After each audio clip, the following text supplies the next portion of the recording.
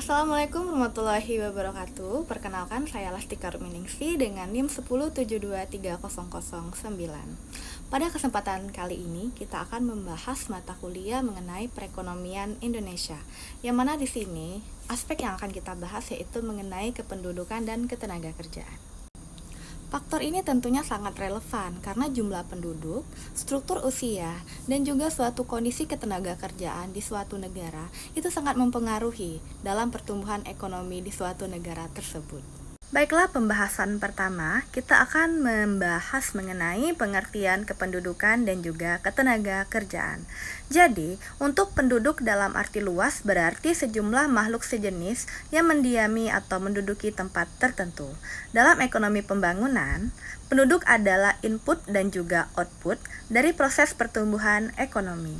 Untuk ketenagakerjaan adalah segala hal yang berkaitan dengan tenaga kerja dan hubungan kerja.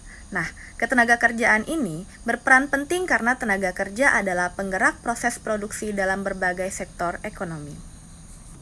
Selanjutnya kita membahas pertumbuhan penduduk. Jadi, pertumbuhan penduduk di suatu negara adalah peristiwa berubahnya jumlah penduduk yang disebabkan oleh adanya pertambahan alami dengan migrasi neto. Nah, pertambahan alami adalah pertambahan penduduk yang diperoleh dari selisih antara jumlah kelahiran dan jumlah kematian. Sedangkan migrasi neto adalah pertambahan penduduk yang diperoleh dari selisih antara jumlah imigran dan jumlah emigran. Nah, untuk kondisi kependudukan Indonesia, untuk jumlah penduduk itu mencapai 181,1 juta jiwa, tingkat pertumbuhannya sebesar 0,93% per tahun, dan struktur usia sekitar 70,2% penduduk berada pada kelompok usia produktif, sementara 24,5%-nya itu merupakan usia tidak produktif. Dari struktur usia kita mendapatkan bonus demografi. Untuk tantangannya itu terdapat pada kualitas sumber daya manusia, karena berdasarkan laporan Human Development Index tahun 2023, Indonesia menempati peringkat 107 dari 191 negara dengan nilai indeks 0,722. Kemudian kita membahas untuk ketenaga kerjaan. Jadi, tenaga kerja itu dipilih menjadi dua kelompok, yaitu angkatan kerja dan bukan angkatan kerja. Yang termaksud dalam angkatan kerja ialah tenaga kerja atau penduduk dalam usia kerja yang bekerja atau mempunyai pekerjaan namun untuk sementara sedang tidak bekerja dan yang mencari pekerjaan. Sedangkan yang termaksud bukan angkatan kerja ialah tenaga kerja atau penduduk dalam usia kerja yang tidak bekerja, tidak mempunyai pekerjaan dan sedang tidak mencari pekerjaan, yaitu orang-orang yang kegiatannya bersekolah seperti pelajar maupun mahasiswa. Sedangkan untuk kondisi ketenaga kerjaan Indonesia saat ini, untuk angkatan kerja, jumlah angkatan kerja mencapai 149,4 juta orang, untuk TPAK mencapai 69,2%, untuk TPT itu 4,8%, turun dari 5,3% pada tahun 2023. Untuk tantangannya itu adalah tingginya proporsi pekerja informal, yaitu sekitar 56% dari total pekerja. Terjadi mismatch keterampilan, jadi tidak sesuai dengan apa yang mereka punya, seperti pendidikan dan juga keahlian yang mereka ada. Setelah kita melihat data kependudukan dan juga ketenaga kerjaan di Indonesia, apa sih hubungan kependudukan dan ketenaga kerjaan itu? Jadi, jika penduduk Indonesia itu besar, maka kita itu berpotensi mempunyai tenaga kerja yang besar juga. Nah, tetapi ada salah satunya, jika tidak diserap lapangan kerja, hal itu bisa menyebabkan pengangguran. Untuk bonus demografi ditambah kualitas SDM sama dengan pertumbuhan ekonomi. Nah, data menunjukkan korelasi positif antara usia produktif dan pertumbuhan ekonomi. Pas sekali dengan kondisi Indonesia sekarang yang sedang mendapatkan bonus demografinya. Setelah melihat hubungan, sekarang kita membahas tentang tantangan kependudukan dan ketenaga kerjaan.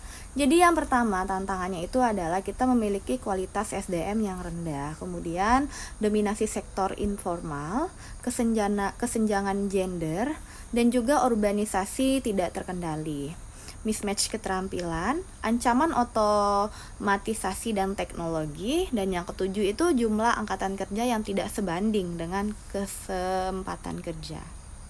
Baiklah, di awal tadi kita itu ada yang membahas tentang pengangguran ya. Di sini kita akan membahas mengenai pengangguran. Jadi apa sih pengangguran itu? Jadi pengangguran ialah orang yang tidak mempunyai pekerjaan. Lengkapnya orang yang tidak bekerja dan masih atau sedang mencari pekerjaan. Pengangguran semacam ini oleh BPS dinyatakan sebagai pengangguran terbuka. Kemudian untuk jenis pengangguran, itu yang pertama ada pengangguran normal. Jadi golongan angkatan kerja yang betul-betul tidak mendapatkan pekerjaan karena pendidikan dan keterampilan yang tidak memadai. Kemudian ada juga yang namanya pengangguran terselubung. Jadi golongan angkatan kerja yang kurang dimanfaatkan dalam bekerja atau golongan yang melakukan pekerjaan tetapi hasilnya tidak cukup untuk memenuhi kebutuhan hidupnya. Selanjutnya ada pengangguran terbuka. Ini adalah pengangguran yang timbul karena kurangnya kesempatan kerja. Kemudian ada pengangguran kronis atau friksiosis, pengangguran temporer yang terjadi karena atas perubahan dan dinamika ekonomi. Ada juga yang namanya pengangguran musiman, ini pengangguran yang terjadi secara musiman. Kemudian ada juga yang namanya pengangguran konjungtural, pengangguran yang terjadi karena berkurangnya permintaan barang dan jasa. Nah, hal ini biasanya saat terjadi resesi. Kemudian apa sih penyebab pengangguran? Jadi penyebab pengangguran itu adalah karena menurunnya permintaan tenaga kerja, kemajuan teknologi, kelemahan dalam pasar tenaga kerja. Yang pertama itu ada serikat pekerja meminta upah terlalu tinggi, adanya tunjangan pengangguran, menurunkan niat untuk bekerja, kemudian adanya asuransi pekerja terlalu berat bagi perusahaan, kurangnya informasi mengenai lowongan kerja, serta ketidakmampuan pekerja untuk mencari pekerjaan. Untuk dampak pengangguran, yang pertama adalah dampak ekonomi. Jadi, biaya peluang yang timbul karena hilangnya pendapatan dan menurunnya hasil produksi seperti GDP, menurunkan keterampilan tenaga kerja. Faktor waktu menyulitkan pencari kerja mendapatkan pekerjaan baru. Untuk dampak sosial, sama dengan naiknya tingkat kriminalitas, naiknya tingkat bunuh diri, dan juga retaknya keluarga dan lain-lain. Untuk dampak individu dan keluarga, turunnya status sosial, hilangnya harga diri dan sebagainya. Kemudian bagaimana sih cara untuk mengatasi pengangguran ini? Nah, untuk cara mengatasi pengangguran, fleksiosis dan sukarela. Jadi yang pertama itu ada namanya proyek padat karya, menarik investor baru, pengembangan transmigrasi, memberikan bantuan pinjaman lunak untuk UKM. Cara mengatasi pengangguran konjungtural, meningkatkan daya beli masyarakat sehingga pasar menjadi ramai dan akan menambah jumlah permintaan. Mengatur bunga bank agar tidak terlalu tinggi sehingga investor lebih suka menginvestasikan uangnya. Kemudian hal-hal apa saja sih yang sudah dilakukan pemerintah untuk meningkatkan perekonomian Indonesia dalam hal kependudukan dan juga ketenaga kerjaan ini?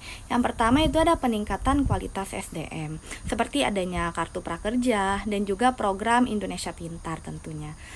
Kemudian ada juga yang namanya pemberdayaan UKM, jadi adanya kredit usaha rakyat atau KUR dan digitalisasi usaha. Adanya peningkatan investasi dan industri, adanya insentif fiskal untuk sektor padat karya, ketenaga kerjaan berbasis teknologi seperti Digital Talent Scholarship dari Kominfo, dan juga persiapan tenaga kerja untuk era digital dan industri 4.0. Untuk reformasi jaminan sosial itu ada BPJS Ketenagakerjaan dan juga jaminan kehilangan pekerjaan atau JKP. Nah, dari hal tadi, apa sih peranan penduduk dalam pembangunan? Itu yang pertama, kapasitas yang rendah dari negara sedang berkembang untuk meningkatkan output totalnya harus diimbangi dengan penurunan tingkat penduduk, sehingga penghasilan real per kapita akan dapat meningkat. Dengan kapasitas yang rendah untuk menaikkan output totalnya dan tanpa diimbangi dengan turunnya tingkat perkembangan penduduk, maka akan terjadi penundaan pembangunan ekonomi. Jadi ada 4 aspek penduduk yang perlu diperhatikan di negara-negara sedang berkembang, yaitu yang pertama, adanya tingkat perkembangan penduduk yang relatif tinggi, adanya struktur umur yang tidak favorable, tidak adanya distribusi penduduk yang seimbang atau merata, tidak adanya tenaga kerja yang terdidik dan juga terlatih. Kemudian ada juga yang namanya kendala implementasi kebijakan. Yang pertama itu adalah keterbatasan anggaran, kesenjangan antar wilayah, kesadaran masyarakat rendah terhadap pelatihan, perlunya sinergi pemerintah, swasta, serta juga pendidikan. Baiklah, sekian adalah penjelasan saya mengenai mata pelajaran perekonomian Indonesia untuk kependudukan dan juga kewarganegaraan. Semoga hal ini dapat bermanfaat untuk kita semua, dan bila presentasi saya ini masih banyak kurangnya, saya mohon maaf. Terima kasih. Wassalamualaikum warahmatullahi wabarakatuh.